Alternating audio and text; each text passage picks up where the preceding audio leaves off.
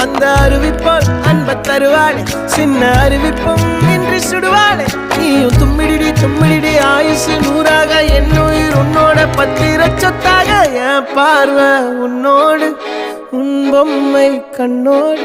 பேசாமல் விண்ணோடு நாம் மிதந்து போவோம் காதாரம்